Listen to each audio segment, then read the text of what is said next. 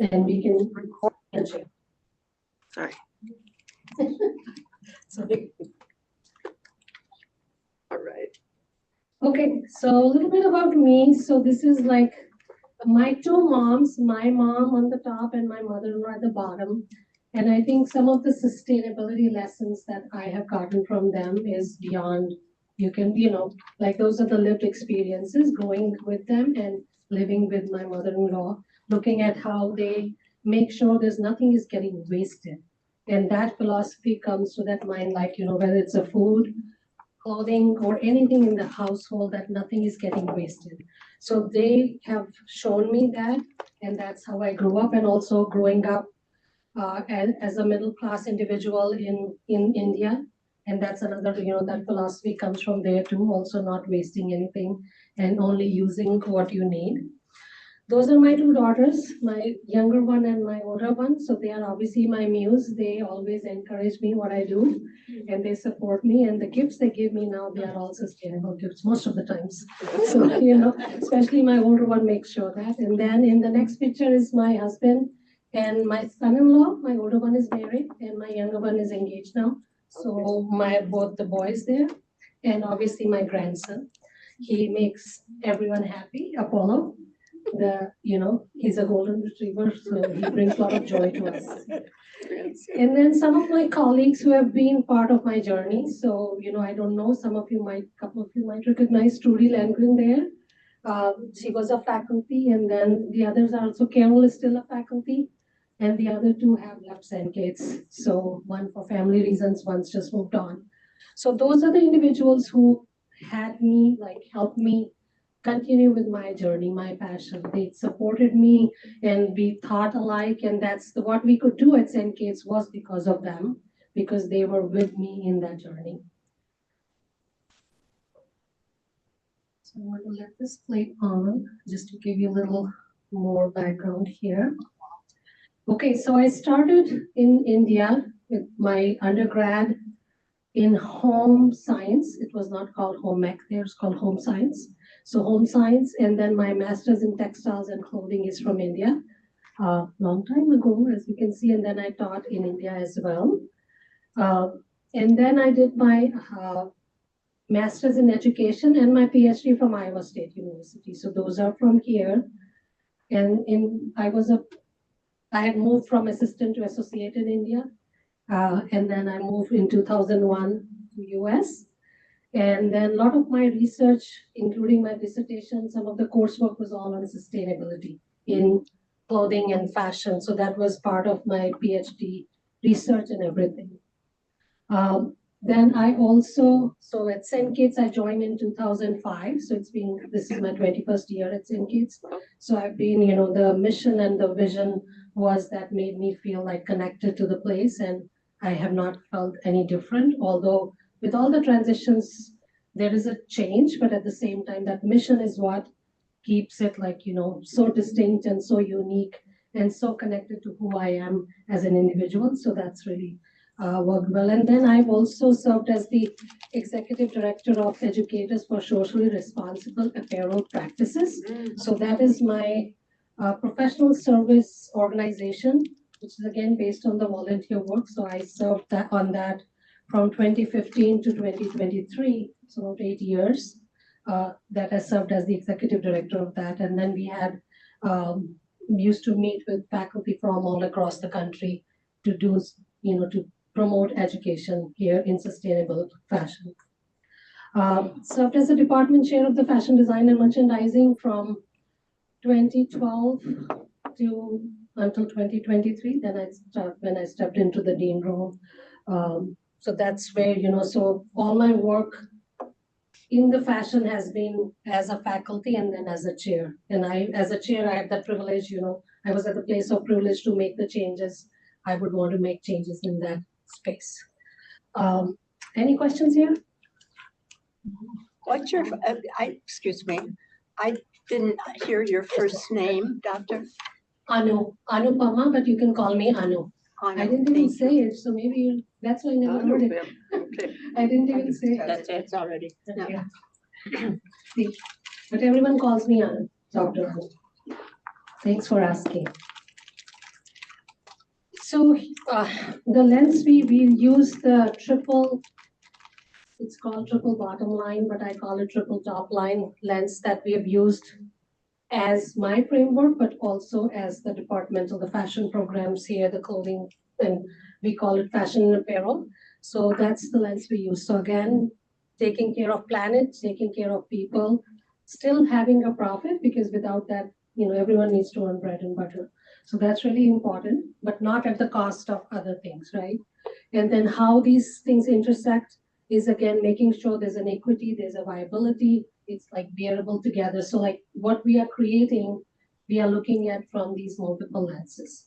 So that's how we look at every course we teach, any project we do, anything we do, we make sure that we are applying this particular framework. It was actually, I think it was marketing. John Elkington was the person in the marketing that who had coined the term and was triple bottom line.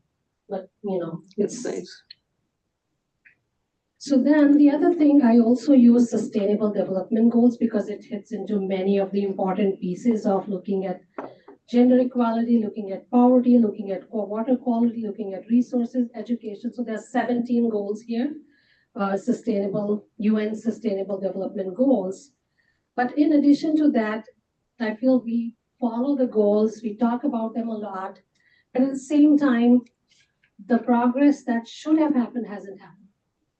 So one of the reasons that I feel, and based on when I looked at this particular framework here, that because everybody's not making that personal connection to these goals.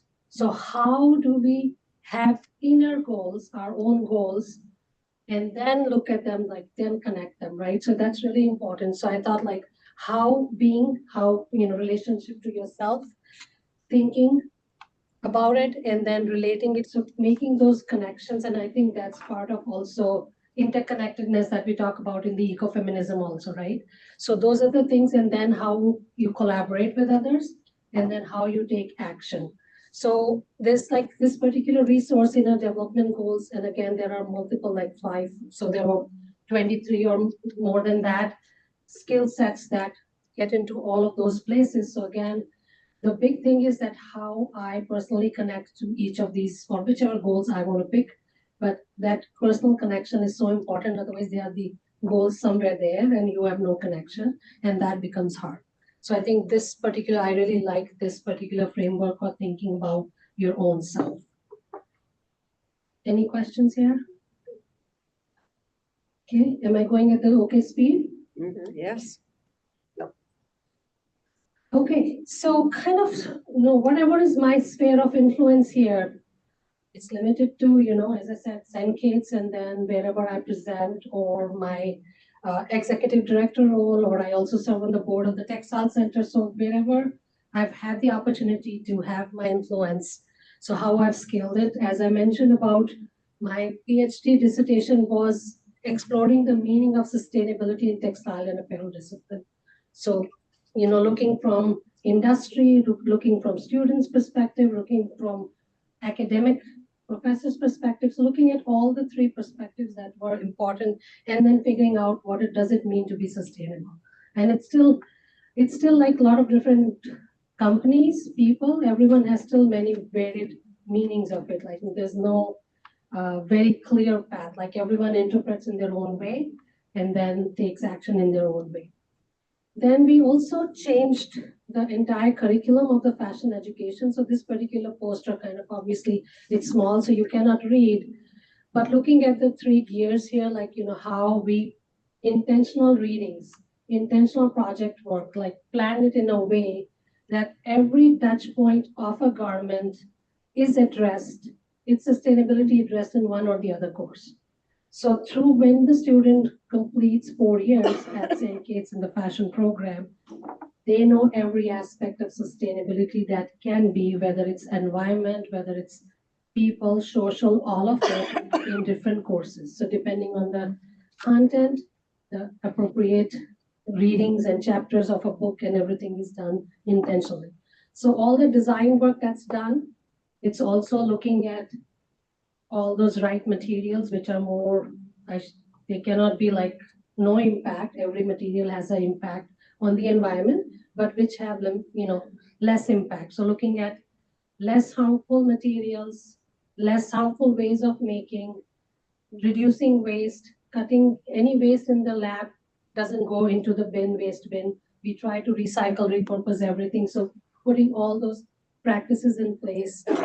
So thinking about all those, so we try to make sure that the curriculum is fully integrated, and we see that. I didn't see that for like 5, 6 years, and then slowly I started seeing now it looks like students get it and they're asking for it. And now with their fashion show, that we do fashion show every year.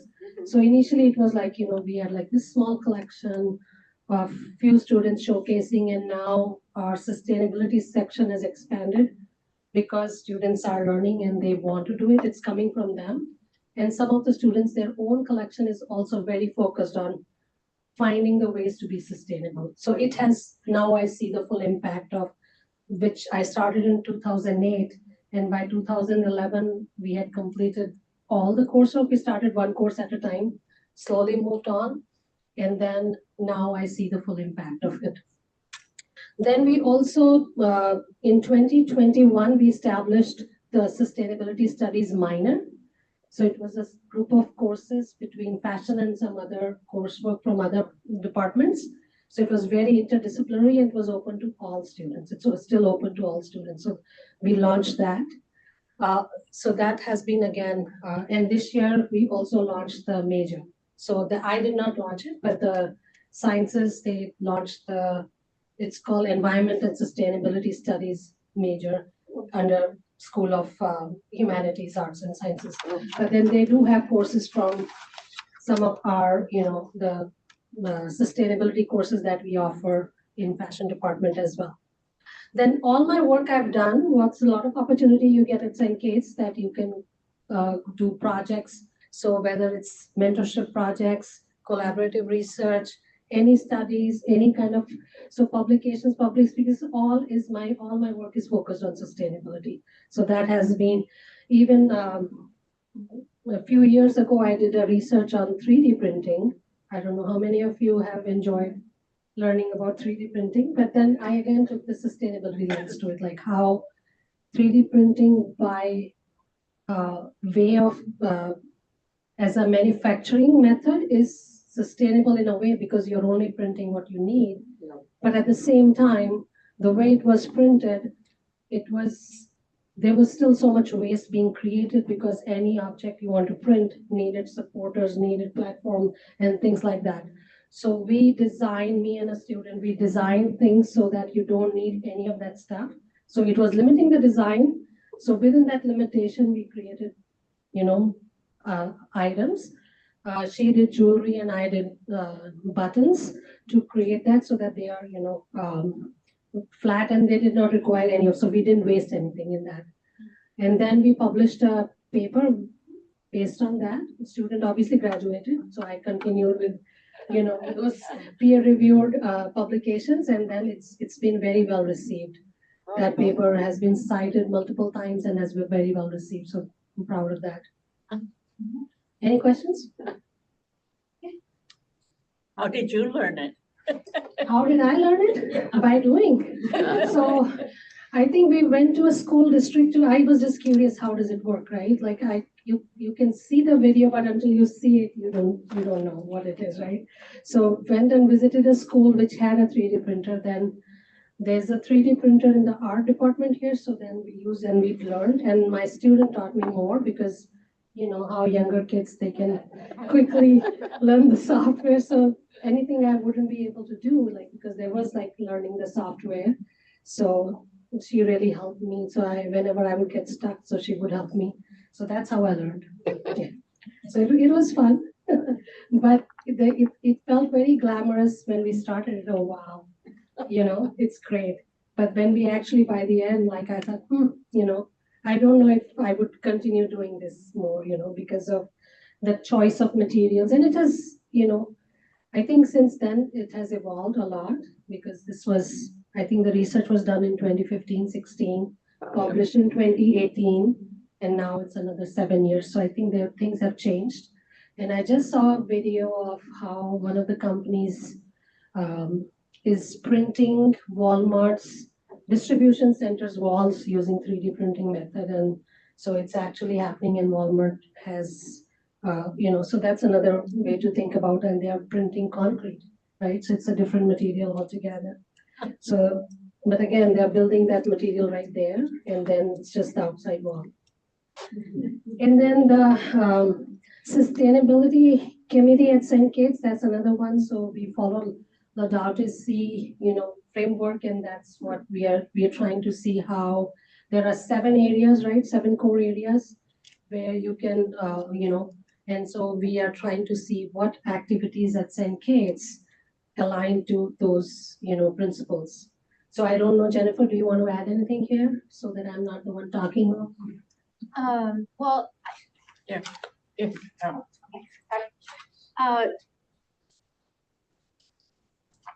Sure.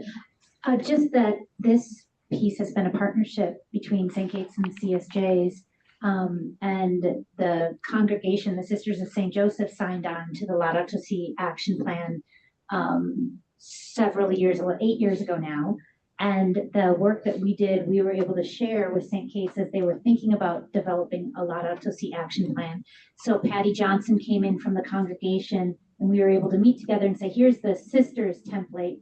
And St. Kate's was able to build on that and bring a lot of that over into theirs. And it was just an encouraging way to collaborate. And then in an ongoing way, we continue to collaborate on the sustainability committee and the sustainability goals. It's been a great way to engage across the 2 campuses with, everybody from facilities, professors, staff, university leadership, students, and CSJ. So it's a good partnership. Absolutely. Thank you, Jennifer. So then another one of the initiatives that we also took, and again, it's part of the sustainability committee work also, is the Katie's Closet. How many of you are aware of Katie's Closet? Okay, 2, wonderful. So right now it's in CDC. And basically we solicit donations from, alums or anyone who wants to donate. And then those clothes are then available to the community for free. So it's basically a closet that manages the donation, sorts them, tags them.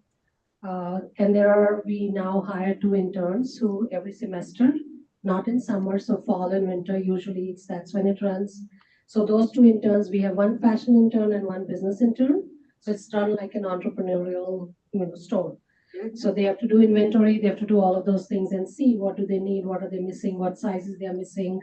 It's got shoes and everything. And so it's been a good lab for them, experiential learning lab. And the interns there's no funding line for it. So because we just, it started in 2019.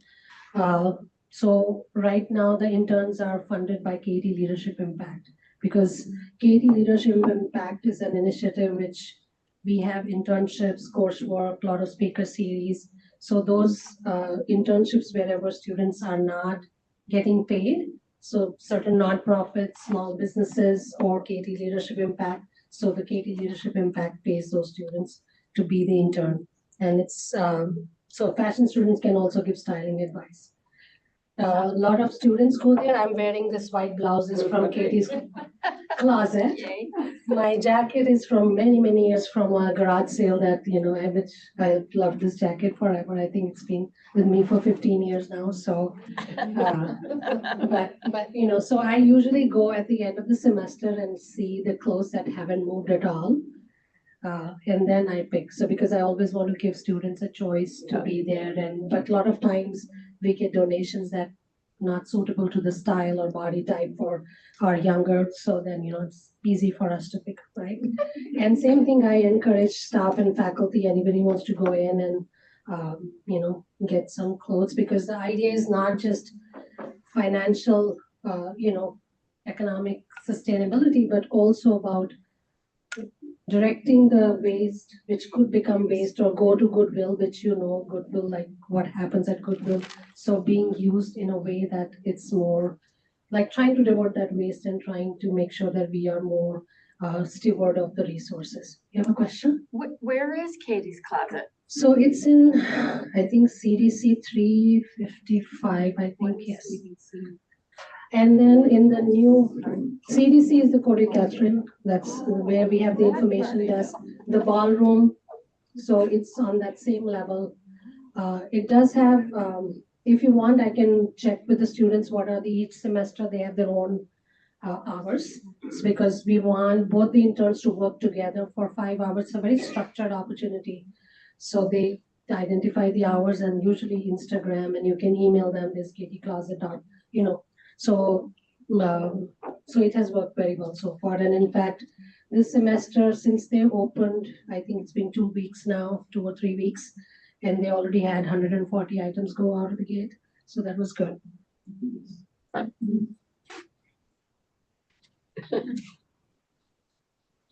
Okay, it's your turn now. So, I don't know how to you manage the online conversation too, right? So everybody doesn't have to speak, whoever feels comfortable speaking. Story about a garment that has meaning in your life. Like I said, like this is meaningful to me because I'm wearing Katie's closet, right? So something that could be secondhand, handmade, gifted, repaired, well cared, or just worn a lot. I see a pair of pants that I wear every other day, so I have to wash every week, so you have to keep repairing it because it fits me right or it makes me feel great, whatever that be, that reason, right? And then what does it reveal about your relationship to the ecosystem that sustains you? And then how this story relate to the ecofeminist theology and social justice. So who wants to go? Is Kathy Wernicke here tonight? No. Not online either. Kathy gave Joan, I think.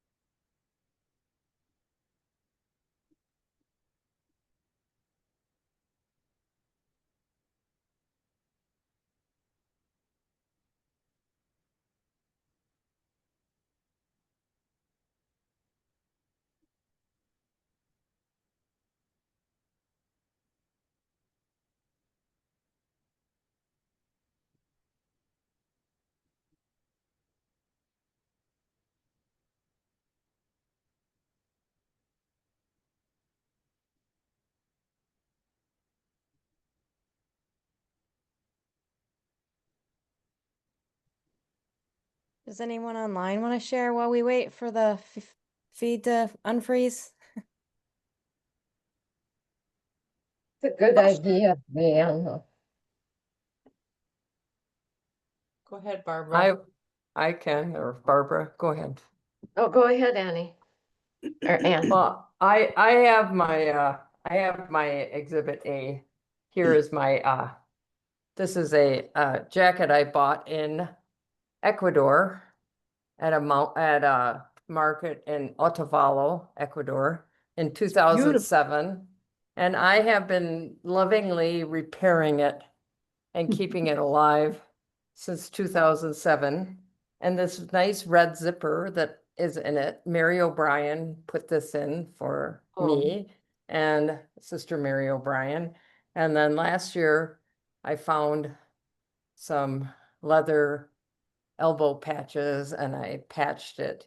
And I just love to wear this. I love it because I think about the market that I bought it in Logan, Ecuador, and I think about all the kind of love and relationship that went into and it. I almost And wore it tonight, and I didn't.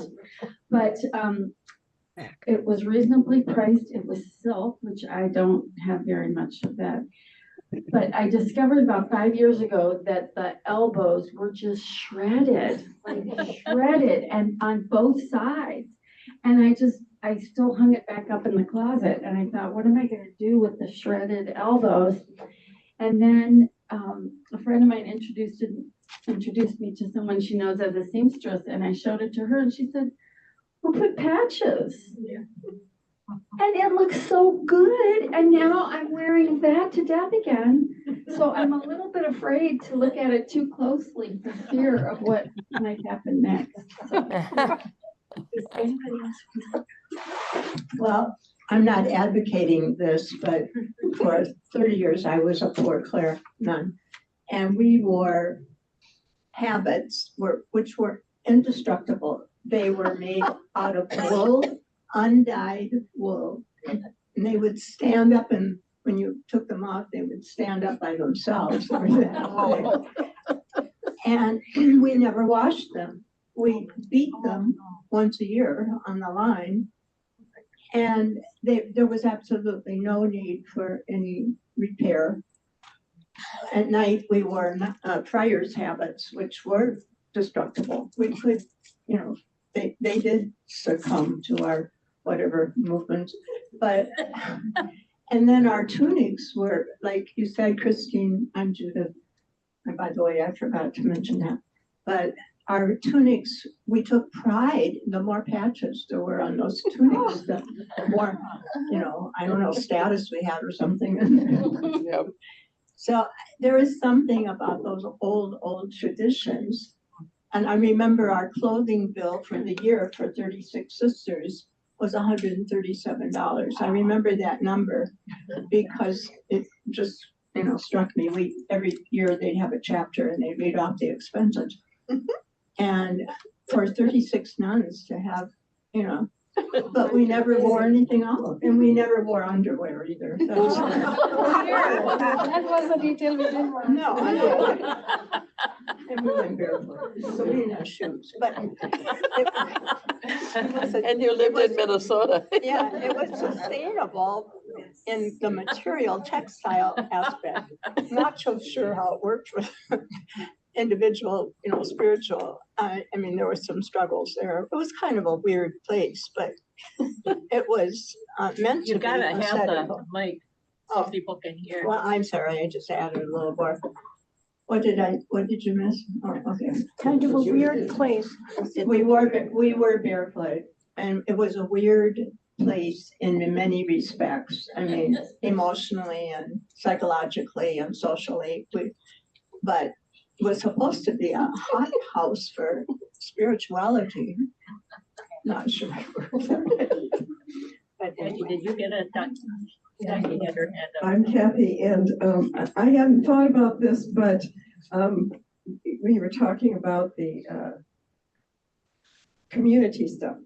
At the Jubilee time, we would celebrate 25 years and then 50 years, and then you know, we didn't want 60, 70, you know, that kind of stuff. And so what I thought was fun, because I hadn't even noticed it, that I made myself this very simple dress for the 25th. And it was just, really, it was just straight. It had set-in sleeves and a collar, but, you know, that was it. And I just put a belt on it. And it was the fabric that was lovely. Although, do I remember what it is? I don't know. But anyway, I wore it, and I wore it, and I wore it, and I wore it. And now I've been in the community 63 years. And I still have it. But I don't wear it with a belt anymore because I have changed size a little bit.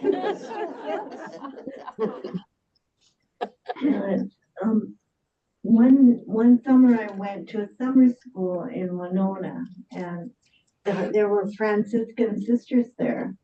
And one of the sisters had this beautiful, simple wool shawl. And I said to her, "Oh, that's such a beautiful shawl." And she took it off and put it on me. And she said, "Enjoy it." So that, I figured that out just now. That's 55 years ago. Wow. And I just love it. And it's so special because just the way she gave it to me.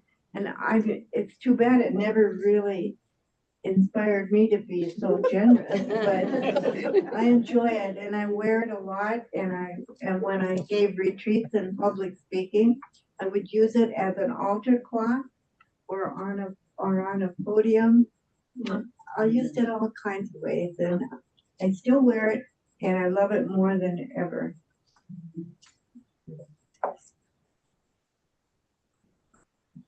I'm Suzanne, and after my grandmother died, her daughters, my aunts, cut up her clothes into squares, and they made them into quilts and also small pillows, and I have one of those pillows. I forgot to say something. Yes. I forgot to say that the thing that touched me the most, it was, she had gotten it in the mountains in South America or Central America someplace. And the women had raised the goats, carded the wool, and made it.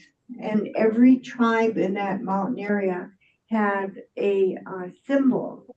And their symbol of that shawl was 4 dark stripes. So it's natural color, hasn't been dyed or anything. And then these black stripes. Yeah, everybody's seen it on me 100 times. Yeah, so I think that then illustrates all of it, right? Like who's growing, it's coming from natural sources and natural dyes and the women who made it, or women or men. Women, yeah. Yeah, and then how it's transferred over. So that's kind of like a full circle story. Yeah, go ahead. I have so much that I want to share in this area because I always have had a love of clothing. I learned to sew at a very young age, even before home ec class and such. And we were given boxes of hand-me-down clothes from our neighbors who had older children. So I, of course, in high school would sew bright green checkered pants to go with a green sweater that was in the box, or a pair of polyester green plaid pants to go with another sweater. You know, we just thought we were styling with all of these clothes, but that creativity was definitely encouraged when we were growing up. And this chapter was a very good lesson for me, because if I won't call it an addiction, but I do love beautiful clothing. And having not had a lot of money when we were raising families, I've come to a time where I can spend more on clothing, but it comes with that piece of, oh, maybe I shouldn't. I do still get the greatest delight from finding a good deal at a secondhand shop, something that's still beautiful, doesn't cost very much, and it just suits me. It's like it was hanging there waiting for me to find it. So very, very fun chapter. Wonderful. Now, has anyone online? I don't know if the sound is working. If not, you want to just maybe type in and then somebody can just read out. I'll go. This is Lori. Yeah, Lori, we should do this. All right. Go ahead, Lori. Can't hear her. I Can't have hear a you, couple- Lori. Pardon me? But she's unmuted. I can say mine while she unmutes. I'm trying to get a word in. She's unmuted. Oh, she's good? Yep, she's unmuted. I'm gonna talk about my feet. I had some pairs of socks that I loved, and my mother somehow commandeered them, and she wore them in shoes that wore out the heels of the socks. And after she died, I took those socks back, and she died in 2007, and I'm still wearing them. I just can't part with them. Yeah. And then the other thing is, I once had a pair of sandals that I bought at, what's it called? Red something or other. Didn't remember the name of the place. But I wore them out essentially, and then I would fix them, glue the soles back in place, and as they stretched out, I would tighten the strap on them, and then they would fall apart again, and I'd retire them, and then I'd say, oh, I can just wear them at home. And I've fiddled around with those shoes. I wound up wearing them for about 30 years. I kept unreturning them. And it was really hard to part with those two.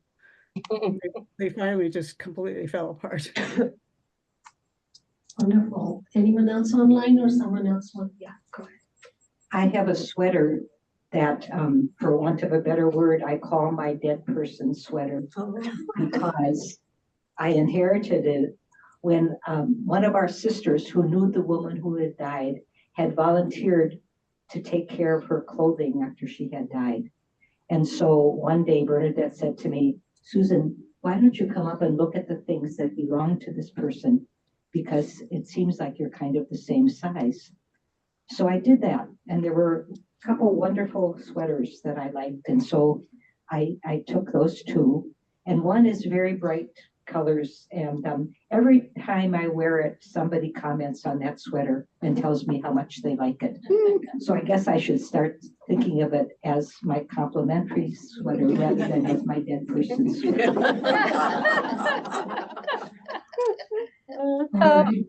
That's wonderful. Barb. Yeah, another thing, one time at a consociate gathering, an associate gathering, people took turns leading the prayer. And I will always remember how the people, the group from Peru, in their little prayer table or shrine, they had a pair of sandals. And the sandals were ones that had been worn by one of the sisters in Peru. And it was so inspiring that an old ragged pair of sandals was something to be honored. And I think of that about, the saints where, their garments were, I don't know, third degree relics or something like that. But what piece of our garmenting will be so symbolic of the way we lived our lives that it becomes a source of prayer. So thank you. Okay, thank you. I think we've heard many great examples of where, how that like connectedness, right? Whether by the person or by the meaning of that particular item. So there's that interconnectedness, and then it's part of how we, and then as long as you're thinking about using it, keeping it for as long as you can, with whether it's patching it up, or I also recently, I was at a fiber shed workshop, and I tried, I don't think I'm yet good at it, learned mending, visible mending through the using the loops of a knit garment. So it wasn't just like applique or embroidery, but using specific tools. So you create the knit structure again, but in a different color or something. So I thought, oh, that's pretty cool. Like, you can do a visible mending, which again makes the garment wearable and the holes are gone.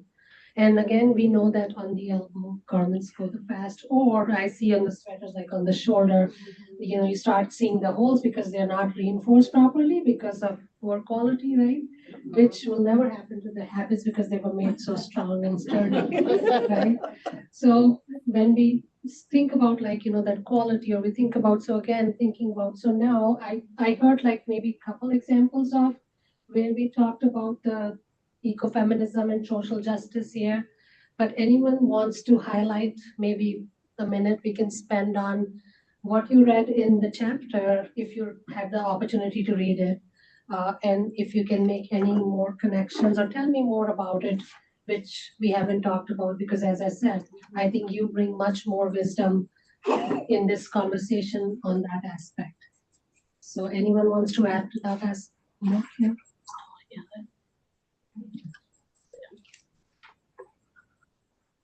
Hi, me again. I just wanted to call out the whole topic of the dyes. Oh, yeah, I was surprised. And as much as, I like color and as much as color brings such vibrancy, it's obviously a big concern, both from a smelling it, having it on your skin, having it going, okay, you've got something to show us about Just it. like a natural dye handbook, So using natural dyes, which you obviously cannot use on polyester, but for natural materials, so this is another one to think about. I think I have to show it this way, right? Sorry, I keep forgetting because Someone was telling me that she was telling Sister Ida Robertine of happy memory that she was going to throw something away. And Ida said, there is no away. I think that's very ecofeminist to worry about the earth. Right. Absolutely. Thank you. And then I think the retail therapy also was an interesting concept that I read in there, which my daughter does that a lot. I don't. I get retail anxiety. I don't shop as much, and I'm pushed to shop. Like, oh, you need, mom, you're a fashion professor. I said, like, I have enough. I can style them differently. Go to Milan. All right. So thank you so much. I'll move on to the next one. May I ask one more Yes, question? absolutely. I'd like you to comment maybe a little, we talked a little about color and dyes, but I grew up in a time, my daughter calls it that I have to have things matchy-matchy. I can't wear this shirt with a pair of pants that doesn't match it. And her sense of matching is very different from mine. And I like what she puts together, but boy, I was not taught that way. If you could comment on that. Yeah, a little bit, yes. So I think when we grew up, it was more about rules, right? You wear match and the shade should not be off, or you don't match, you don't wear brown and black together, and things like that.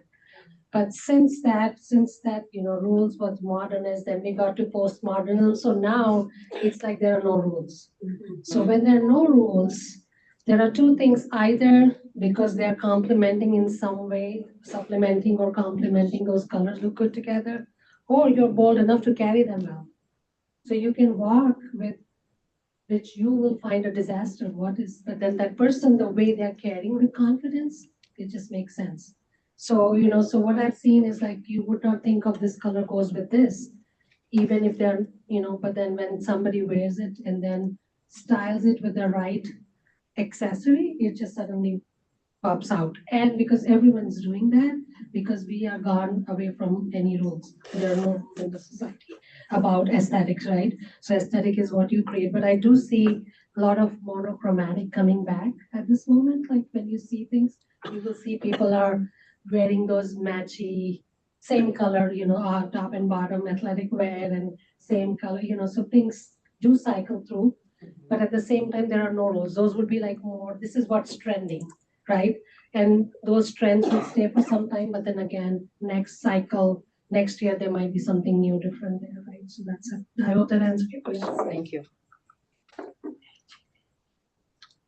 I went to the fair over at St. Catharines this year in the summertime, in August, I think. And I purchased a coat made out of old sweaters. Oh, and it's absolutely darling. I love it because it has every color imaginable in it, And then she sort of embroiders the pieces together. It's made so well. Was it from Stellar Goods? Was it from Stellar Goods? There's a local company, Stellar Goods, that does that. Yes. Yes. So they do a good job. Our students intern there, and our graduate is working there as well. Stellar Goods. It's so well. Women owned, yes. So well. Yeah, and very well constructed. So. All right. Okay, so something about the fashion itself, as like part of the title was also the cultural transformation. So fashion in society, whenever you think about, even if you think about the, you know, key moments in your history, you think about, you'll see there's a fashion associated, whether it's women's liberation, you will see how that reflects the clothing also, uh, exemplifies it. It also, because of that, it also drives social change. Think about like pockets now everywhere, right? There was never, or when pockets was always a man's thing, and now all the dresses, even wedding gowns come with pockets. So you see that that pocket has changed that. Then obviously it is also an industry that adds to the economy too. So it's economic growth and everything. How we culturally express ourselves. So, like the shawl that you talked about, how meaningful that is, but it's also showcasing how you are associated with a specific culture or like whatever you want to express. So that's another very important part of nonverbal communication. You want to communicate to other people about yourself, about your style, about what your preference is, who you are as an individual. Again, it also empowers, though I dress a certain way because it empowers me. When I wear used or long-term goods, that just makes me feel so good. Like, oh, I feel so proud that I have worn this for 15 years and I'm still fitting into it. Or I cannot close it, but I can still wear it, right? So, but then, and you all are such great examples that the young generation should hear out because they are not thinking like that, right? For them, oh, the next iPhone or the next thing or the next thing or the next color. They don't think like that. So I think if we ever present to a younger generation, there's so many good examples here, how you talked about your examples there. Again, a lot of innovation happens because it's the creative field, so innovation has to happen here. And again, it's a very creative outlet for creativity, artistry. So that also makes it also, I think, a therapeutic in nature, right? When you embroider, when you do things like hand, when you mend, it gives you that, mental relaxation and things like that. That's really part of you. Think about the chapter you read and think about the spinning and weaving. All those things are really helps us focus, and we really need that in the society today because of the mental health challenges that we are facing, because nobody's doing things with their hands, nobody's trying to make that cognitive and hand connection, and so they are more stresses out but not ways to release them. Coco Chanel is a famous designer, and I think I really like that. Fashion is something that exists not in dresses only, but it is in the sky, in the street. It has to do with ideas, the way we live, and what's happening. So whatever, think about, like even we talk about the fashion in cars, right? Like how this car and that car, or now the electric vehicles are coming on trend, or whatever. So it's everywhere. And in the interiors, you think about the colors that are everywhere. So you will see that how different things, it's always the terminology is related to what's happening in the society. So one thing, when you think about the Maslow's hierarchy of needs, when you think about clothing, I feel that it is very much like it's one of the basic needs. Obviously, we need to protect ourselves from elements, but also from modesty. Modesty has been a theory, again, that has changed in the society very well, but it's still, modesty is an important value for us. But again, so we have the physiological need, we need clothing for that, just like we need for food, shelter. Food and shelter are commonly quoted.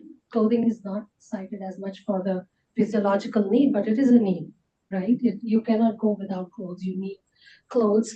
But if you look at the hierarchy here, then you look at the psychological needs, it filters through everything. So if you look at this hierarchy, you will see that clothing itself has its importance in every stage, right? Anyone want to give any thoughts, example? Well, I remember we had a Monsignor Baumgartner, Susan, remember, and he talked about priests that wear these vestments, these ancient vestments, because it gives them a prestige. Yes. And faculty wearing their gowns and graduations, I mean, it's just so interesting. It is, you're right, all the way up to the top. Absolutely. Yes. I get that, but I have a problem or question, I guess, about young women and men too, who wear all this denim with holes in it. And it's expensive. I've looked in the in the stores. It's pricey to buy those holes. So, I don't understand. Is denim a terribly sustainable fabric? Or what is the point of that? Can you comment? No point. No point. Okay, so denim, I think denim is a one piece that most of us own, right? And many of us own like 10 pairs of denims. I don't know. Like I own 3, but I don't know how many. Some people don't wear, but a lot of, at least the younger generation, they own. So that with the holes, it's expensive because it takes work to get those holes in the right place, in the right way, right? So it is labor, right? Somebody's putting those holes intentionally. So it's a further processing of denim. So that's important. And one of my denims, I actually created a hole to follow the trend. So the one thing I loved about it was now the denim fabric typically is a little thicker, right? Like you get multiple weights, but generally it's a heavier fabric. So I thought that there were capris actually, were my air conditioned capris because those holes, it just added so much physiological comfort to wearing a denim, like somehow. So nobody thinks through that, but I actually felt like, oh, this is more comfortable now because now Love it. yeah. But then, so that it goes through different washes, and again, the trends of, I'm seeing less now, but it comes and goes, yeah. Thank you.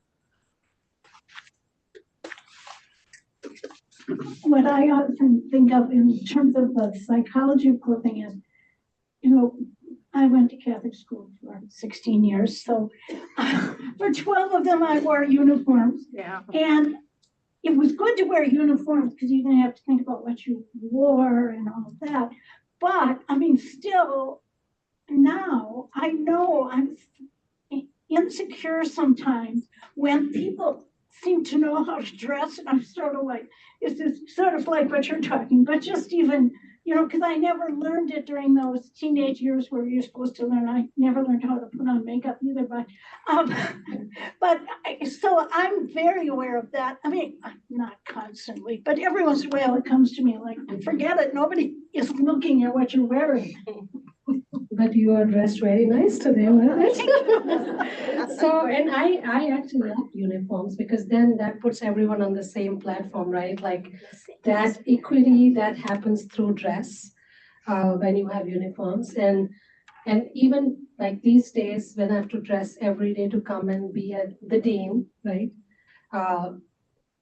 The days when I pick up just a St. Kitts purple t-shirt and a pair of pants, I'm like, so easy. Then I don't have to think how I'm look, that's just part of that identity that helps me being comfortable. So, but I loved uniforms. I grew up with uniforms. Yeah. I didn't mind uniforms, well, sometimes, but, no, I recognized the value at the time, but now I recognize, sort of the effect after the fact. Sure. And so does Barbara Greases. Yeah, and I get that, because you did not practice dressing up at that age when you were growing, and as you said, makeup, then you suddenly don't know. And yeah, I think that makes sense. Yeah. Okay, I'll move on. So then, also looking at apparel, your clothing as social ecology.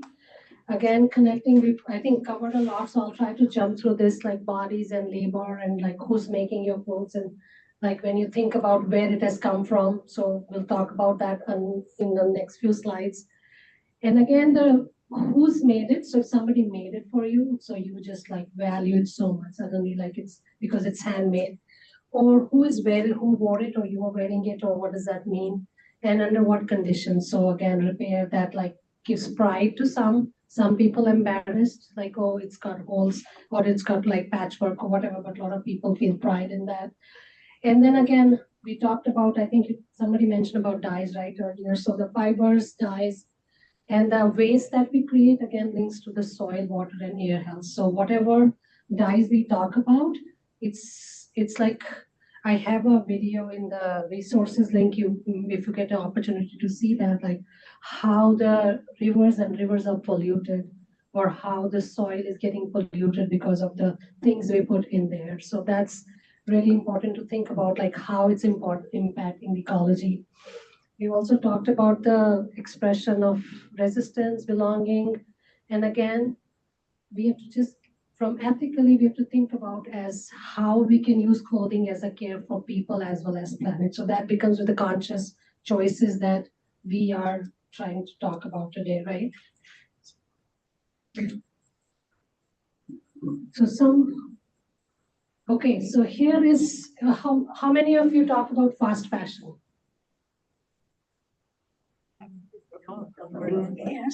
Okay, who wants to define it? You were nodding, that's why I saw you nodding. Well, I think fast fashion is where you buy you buy something and it's trendy now, and then next month you just get rid of it and get something else. And I think it's also not high quality or durable. So yeah, it's just continually moving through clothes very quickly. Anyone else wants to add online or here? Yes. I got it. I guess going online, I just become amazed at how cheap. Was it Temu, Shein? And I'm just astounded how cheap it is and how it just really pollutes us from the standpoint the fabrics can't be good fabrics. So that's the comment I have. I was blown away. Yeah, so think about like fast. Someone's saying here. Toss it?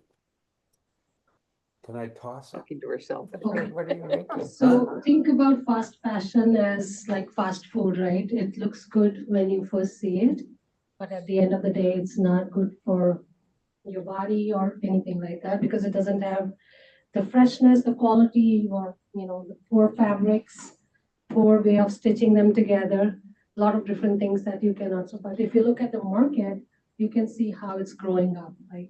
Because it's so cheap, right? That's the attraction we have as a culture. Be like, oh, it's only $5. Like that's how we feel good about it, right? Today's deal, it's only $5. And we don't think beyond that, right? Because the cost is so important. We don't know who's paying that cost, why it's that cheap, as you mentioned. So but it's still a growing industry. Here is the companies that you kind of talked about. So Forever 21 is now bankrupt. So like this chart is kind of a little bit dated that way, but Shein has the biggest market share here, as you can see. And then both Zara and H&M, like they bring lines. For every 3 weeks, you have new collection. Every 3 weeks, you have new collection, right?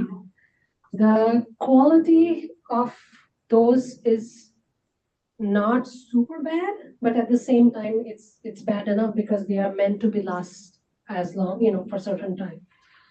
But then what they do is like they bring only X number of garments in that particular site. So people line outside the store, okay, new collection is coming. They line out, and when it's gone, it's gone. They won't repeat that same collection again. So that's their philosophy of like quick cycling, quick multiple seasons. But that's the hardest part is like these brands are in the market and they are all fast fashion and quickly produced. They may not fit right, and they don't care, right? Like if half the pieces don't fit right, they'll be thrown away. They'll be, people will return. That's part of the costing strategy, design strategy. So it doesn't matter. So, and you will find that the fitting issues or the size options, you will not find those things in here because that's not feasible at that price point that you have right fit and right size for everything. So it's just part of how they're designed. So if you think about US, every second, one garbage truck of textiles is landfilled or burned. Every second. And we lose a lot of money, a lot of resources because we don't use as many clothes that we have for what we buy. I have seen, at least in my kids especially, that they will buy because it's like quick, like suddenly they want it, looks great. When it comes, it's not fitting, so they will not return it, they will not wear it. It's just sitting there. And then they will donate it. Someone else will not wear it, because it is it's a bad product. So it's just like, to see that. And if we don't change anything, which we are very behind in that change. So again, the lot of carbon budget of the world is because of coming with the fashion industry. And then as you can see, that the graphic is not connected with clothing itself, but how in US we are the biggest consumers. As we are consumption-based society, that's our value, right? Yeah. We want to consume, consume, consume. So that's what our overshot day is. So this is our local textile waste data. I cannot vouch for it because it's AI generated. I asked AI to do this for me. I create the charts, but they use the MPCA data, so I hope it's accurate, but I did not do double checking. But it seems accurate to what otherwise I know, that we can recycle almost 85 to 90%, but we don't. It all goes to landfill or it's going into incinerators. So we can do it, but we don't do it, right? Because of different reasons, how it's made or how it's donated or how it goes into the system. So this is again a big data to see here locally. Okay, so question for you, and this is from the book actually, this question. So the answer is from the book here. On an average, shoppers in the US wear what % of their wardrobe? And please don't use yourself as an example because you won't fit this example because, as I said, it's from the book because obviously all of you might be using way more than on an average what people use. So just kind of give a guess. 14 B. Oh, there is no 14. 40, I got 140. What else? Oh, no. 10 or 18. See, yeah, 18 is the answer from the book. 18. So book quoted that number, that 18%. So think about it, only 18%. And I can see that in my wardrobe at this time because things don't fit me, because I've gained weight or whatever that is. They're still hanging there. I'm not using them in the hope that I'll be able to wear them someday. But then I have people like my daughter who might be just buying stuff and not wearing it. So there are those kind of people as well. And then there are garments that I wear on a weekly basis. So, it's like, so we are all there, but there's a lot of waste being generated here. Somebody's got a question. Yes. Oh, you're just going into fiber content. I was just going to ask about that. Okay. Because, so many things, even like denim, are now mixed with petroleum-based products. So things are not in that circular cycle. Right. And it's very hard to find things that are not petroleum-based, even at thrift shops and secondhand shops. Yeah, no, that's a great point, and that's where I think as our capacity, like as investors in or promoting the brands that do not do that, that's where we need to start thinking about how we can make a difference, because absolutely right that we have petroleum-based products in the denim because we want all of us one stretch, right? Yes. I want, like there was a time when I grew up, like the denim was denim. It's like hardcore, like it had to, it was 100% cotton. But now we all like that comfort of the stretch comfort gives. But then there is a way that cotton fiber can be grown and spun that it can give you natural stretch. But then that is expensive, right? So how would you tell the consumer this is expensive because we've done this? And as far as like the elastane content, when it's like a 2% in the denim, that's still easily recyclable, and like there's a way to go about that. But then more than that, and if there's a blend of 30% something, 60% something, then that's really hard to separate and fix that. And nowadays denim is also being used, more of the natural one, as a insulation.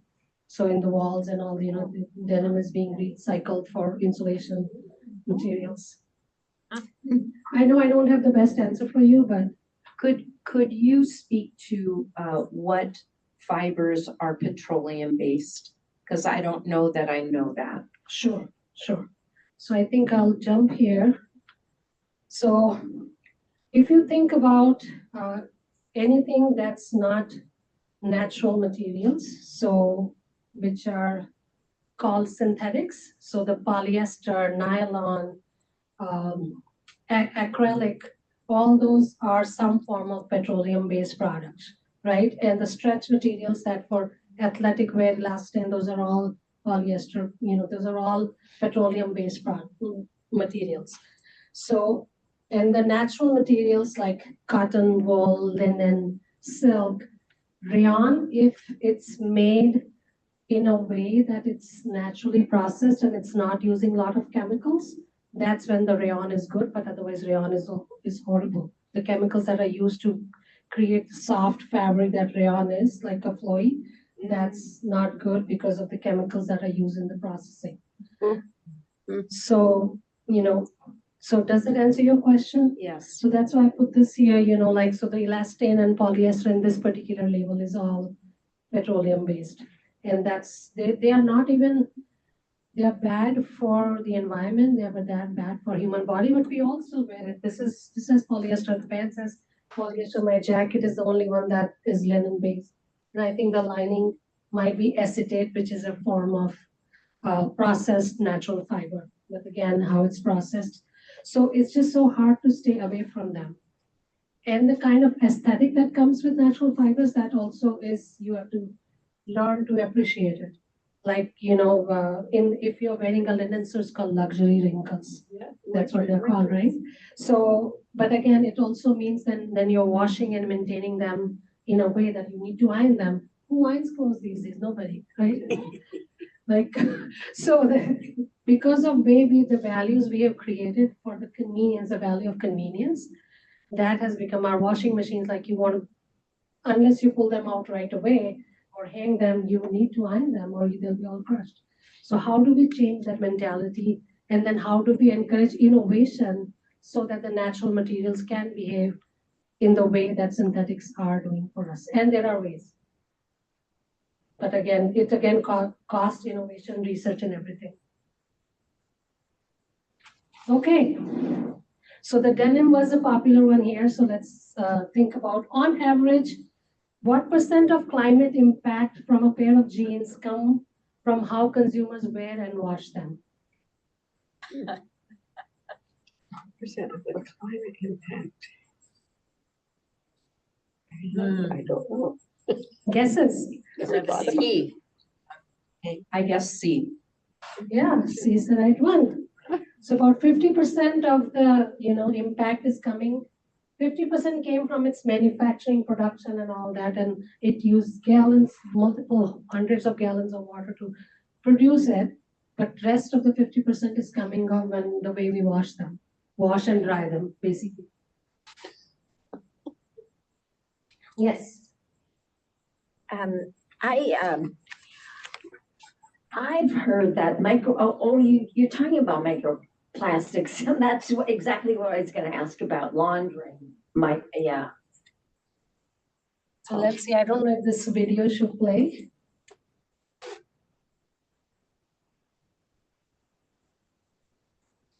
Oh, stuff. I think because of the interest of time also, I'm not going to play it, but I think the slide deck will be distributed. So bottom line is, whenever we are washing clothes which have polyester in them, it sheds microfibers, which are so tiny that they go through all the filtration systems, and then they go into the sea water systems. Fish get them, and now they're in your body. And they also have found them in the infants' brains because they are just like absorbed everywhere, right? So that's another piece that's a problem with microplastics. Wow. Is there a better way to wash those kinds of textiles? Yeah, I have my next, oops, sorry. Okay, so as long as it's not necessary to wash things in hot water. Cold water is as good. So you can wash them, which is a myth that, cold water won't do the job. Wash with full load because then it causes less abrasion into the garment. So, you kind of, that less shedding happens. Wash less because I think many people wash once they've worn and they will wash it. That's not necessary, So you have to make that decision when it's needed to be washed and when you can air it out and dew clean it. The wool can be easily dew cleaned outside. So you can just leave it outside and then you can spot treat it. So washing less. And then there are some microfilters available that you can put into your washing machine. You don't need any special tools to install it. Guppy is one. Cora Ball is another one. There was a third company, but again, they're not very common and popular. So if you install them, then the less of them will go outside, right? And then again, air drying is also important. Air drying as much as you can. Again, it also limits on the space and everything. But air drying will also preserve clothes better, as you all know. Like a lot of fibers go out in the pollution, the air happens because of when you're putting in your dryer, as you must have seen this lint that comes out. So those are all fibers, right? So if you air dry, you can have the longevity of the life of a garment. You can extend the life and the appearance of the garment by air drying. I hope that answers some of the question, right? What are the names of the microfilters again? Guppy, Guppy, and then Cora Ball. I'll send you. There's another one I'm forgetting. It's something planet or plant, something's plant, something. I'll send those names. Well, so as we were talking about, like we get so cheap in Shein and something. So if a t-shirt which is say $7, $5, or even cheaper than that, who is paying that cost, right? Somebody who's not being paid for their labor.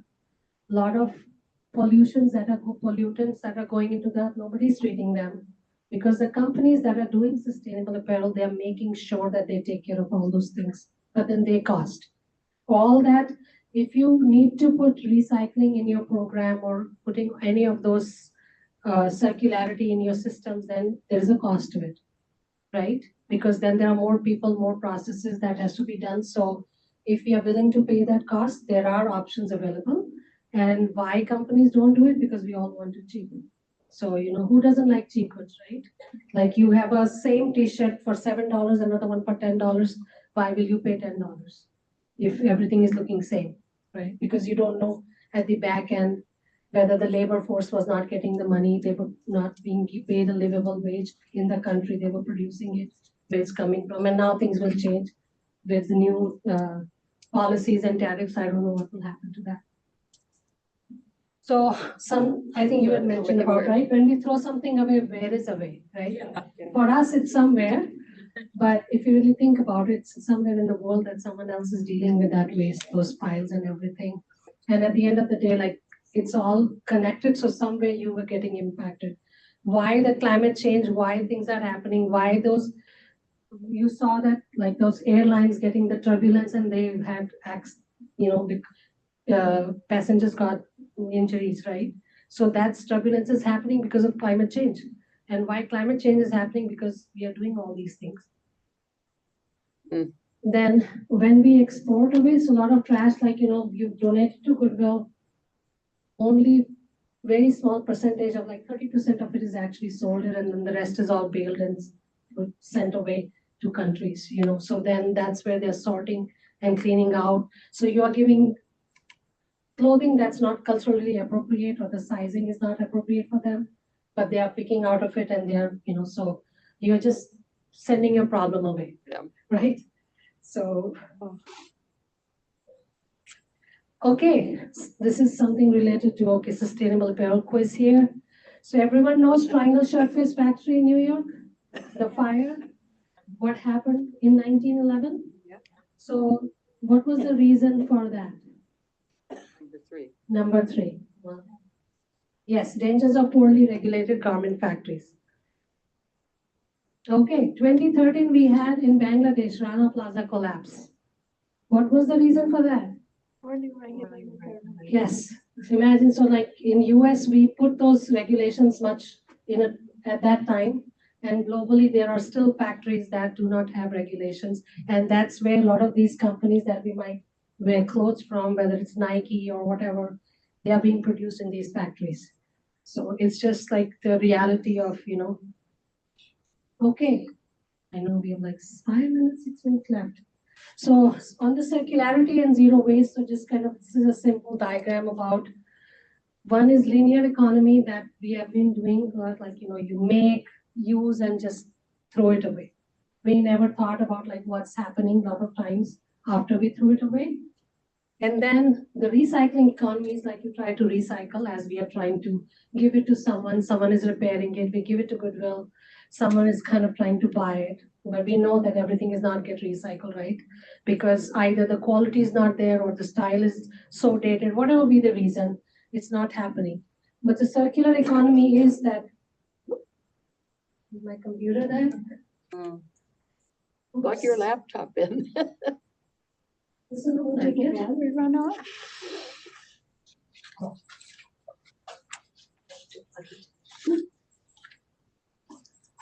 Hold the laptop.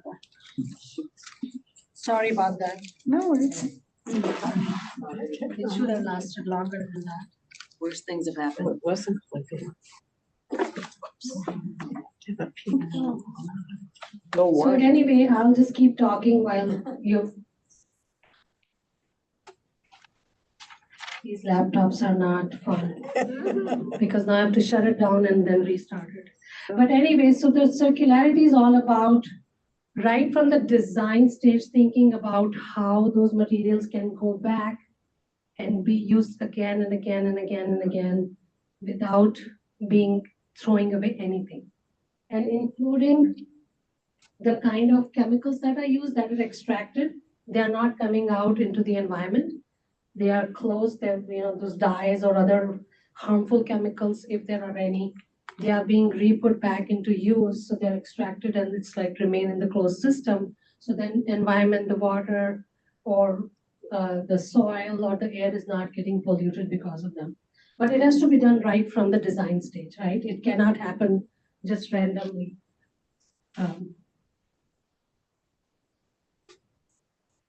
I think it might be just efficient if I, because now I'll have to perhaps go back. There you go, back. So then it's basically your, everything is happening right here, and I'm going to quickly move on. So this is a Ellen MacArthur's Foundation's circularity. They are like one big ones in the circular economy. So the left side is a biological cycle. So any natural materials that can be like, you know, composted and then again they go back. And, but again, you have to make sure that the dyes that we are using are natural dyes or, you know, they're, so whatever goes back into the soil when we are composting, they're not reaching out anything harmful, right?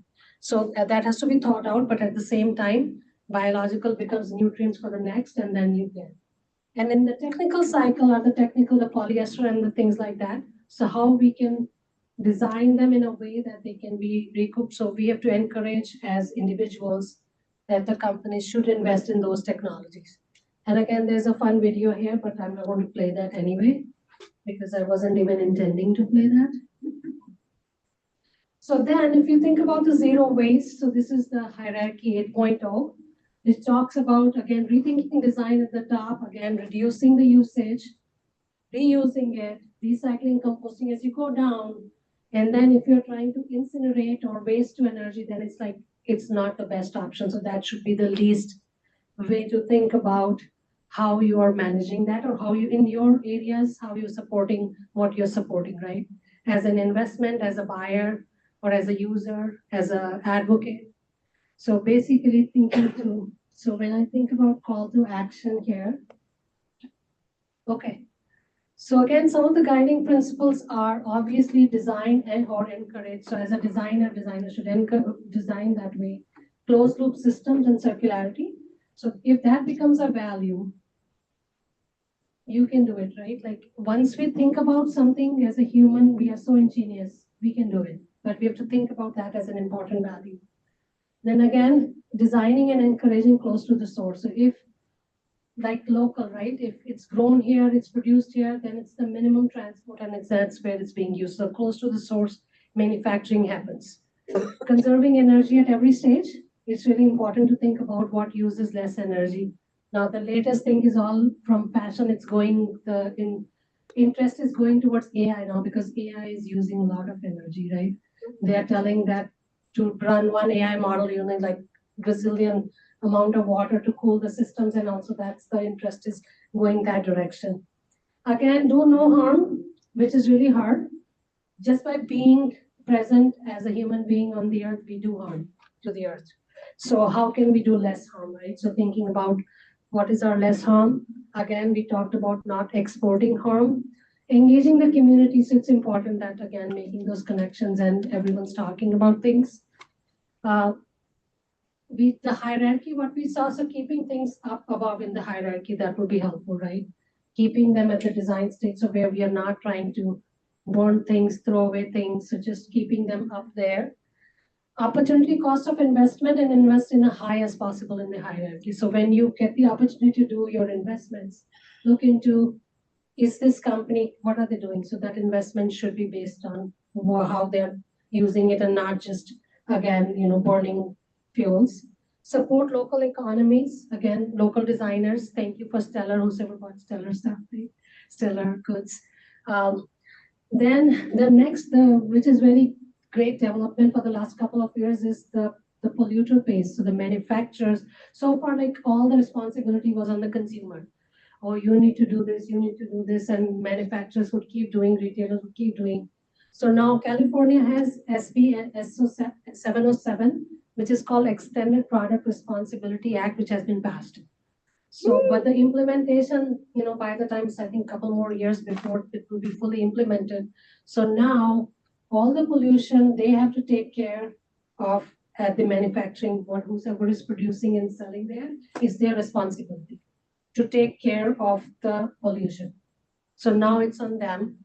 Same way, there's a New York Fashion Act, which is still under consideration. So that's again about the fashion companies in New York. And then Washington State has another one and Massachusetts has another one. So they have some form of where the harm is being taken care of by the manufacturer. Now, since they have to meet the legislation, then they will do something, the innovation money will go there to do what they need to do.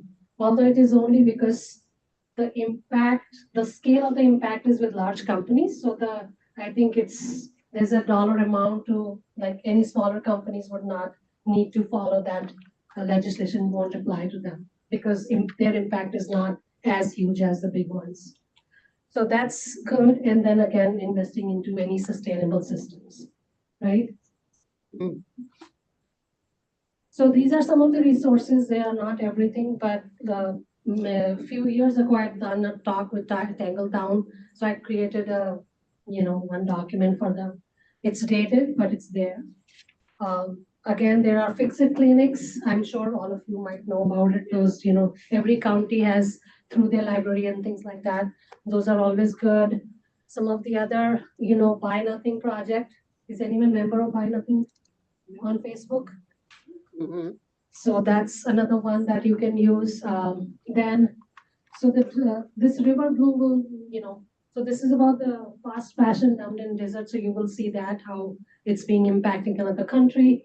And then River Blue is the one which will show you how the river, because of the denim, how the river water is being polluted and what harmful health effects it has on the people there. And some of the books are All We Can Save. I really like that. I've used it in the GSJ course. I have them here. So this is a good book. It's not just for fashion, it's for more about, like this. Yeah. Anybody interested in consumption, this is also a good one, Consumed by Aja Barber. Mending Life. So I think this was the person I learned that mending technique. This is Maxime Bede, who actually was the key writer for that New York Fashion Act. She's actually a Minnesotan. So this is a book by her. It's really a good read. Like, you really get to see what happens in the industry. And this was another workshop I attended at, this fiber shed in California recently in July. It was a lot of fun to learn about how she's composting the fibers. She has this whole ecosystem. So we looked at the local grown food, local grown fibers, and so this is also a very good read, but it's all about farm to table. It's like farm to clothes and recycling back. And I saw her composting, so she tested stripping the t-shirt into small strips versus putting the whole t-shirt, layering it up, and there was not much of a difference in how much time it took to compose that. So it was kind of fun to watch that firsthand. So that's another one. All right. Anything else? Any online stuff? Sorry if I missed anything. Yes. I'm just curious, like for graduates of your program, what kind of jobs or careers, what do they do when they graduate?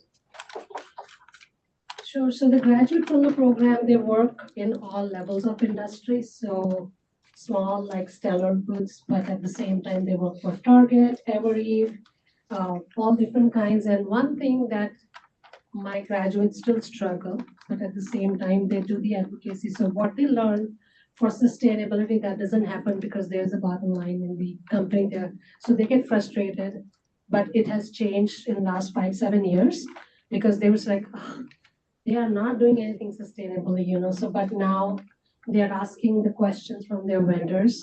And so that change is happening. And I think that's what we are seeing here too, but they're all over. I have many at Target, local dancewear companies. So local companies, very few students go out of state, very few. So they are like to stay in Minnesota. I think whoever comes to Minnesota wants to be, or who lives in Minnesota, they don't want to go away. It's a good place to be. Pretty cute, yeah. Yes. Thank you very much. Well, Anna, thank you. Thank you. Thank you.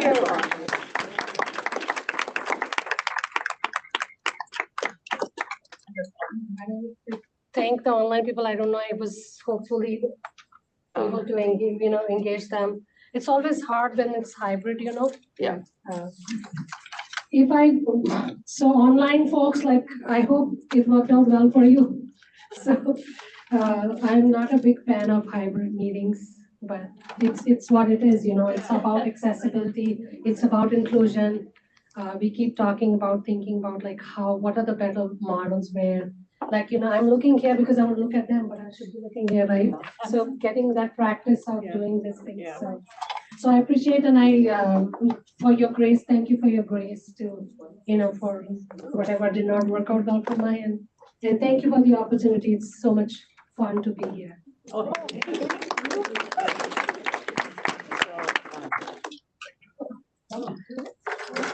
great. That's wonderful. Yeah, Like I learned a lot. Yeah.